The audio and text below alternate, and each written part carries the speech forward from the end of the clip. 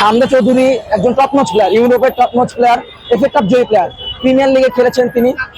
কিন্তু আমার ভয়টা লাগছে কোন জায়গায় জানেন? আমার ভয়টা লাগছে সেখানে ফাহমিদুল ইসলাম ছিল, সে হামজার লং বলগুলা, থ্রো বলগুলা সে রিসিভ করতে পারতো। কিন্তু এখানে বাংলাদেশ ফুটবল টিমে আমার হতাশা হয়েই বলতে হয়, বাংলাদেশ ফুটবল টিমে এখন কোনো প্লেয়ার নেই যে হামজা থ্রো বলগুলো, লং বলগুলো রিসিভ করতে পারবেন এবং সেই বলগুলোকে কাজে লাগাতে পারবেন।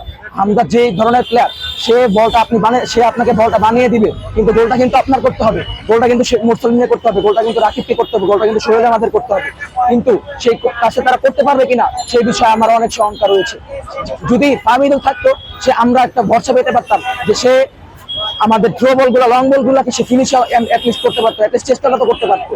সেক্ষেত্রে আমার মনে হয় যে যতটুকু আমি খুশি হামজা চৌধুরী বাংলাদেশে এসেছে, ততটুকু আমার দেশের ফুটবল নিয়ে শঙ্কা প্রকাশ হচ্ছে। কারণ হামজা চৌধুরীর মতো যে প্লেয়ার, আমরা জানি না আমরা তাকে সমান মর্যাদা দেওয়া, যে মর্যাদাটা দরকার সেই মর্যাদা আমরা তাকে দিতে পারবো কিনা। ইনশাল্লাহ আজকে আমরা বাংলাদেশ ফুটবলের সকল সিন্ডিকেট ভেঙেই ইনশাল্লাহ